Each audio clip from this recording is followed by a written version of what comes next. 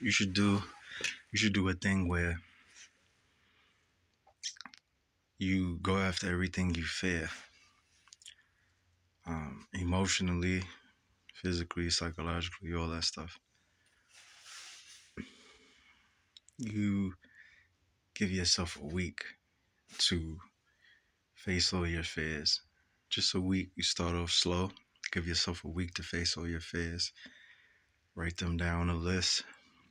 I mean, it shouldn't be a lot because they all just stem from one or two.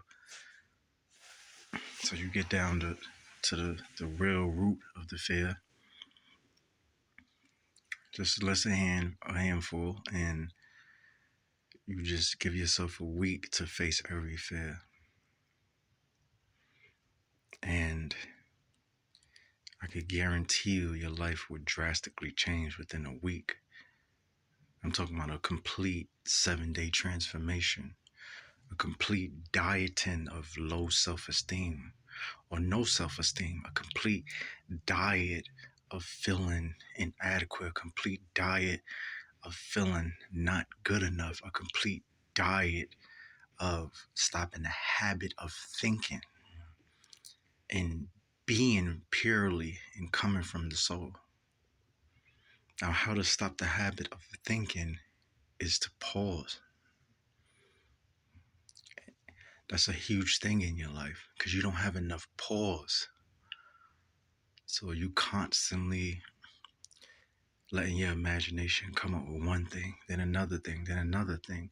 And you feel so entitled to your imagination, to the things you create and the scenarios you create to break your own heart and disappoint your own self and create your own fears. You feel so entitled that that's the only place where you don't allow your ignorance to actually take form. That's supposed to be the greatest place where you're supposed to allow your ignorance to be blissful, is when it comes to within yourself, your own space. You're supposed to be able, when I mean by ignorance, I'm talking about ignoring. That's when your ignorance is supposed to be the greatest, where you're supposed to ignore situations and scenarios that's happening within you, because this is all just a training camp. Everything that's designed in this particular galaxy is all a training camp.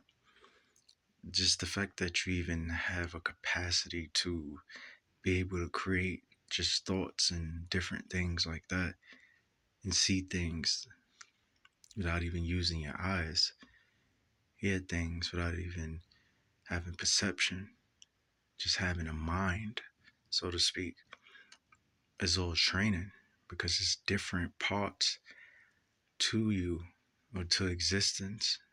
As I've written in my first book, my very first book called The Next Step, where it's different parts to existence where the spirit takes over and the mind no longer exists. But you don't have to wait till you get to a different existence to exist, so to speak. You don't have to wait till you get to heaven to experience heaven. Like, you can experience all the bliss and beauty and joy right here and right now, as is. So the reason I'm reaching out today and creating this message is because there's so many excuses and so many different reasons that you could come up with and create to not go forward and not pursue your dream and just settle and feel like your life is just what it is. And as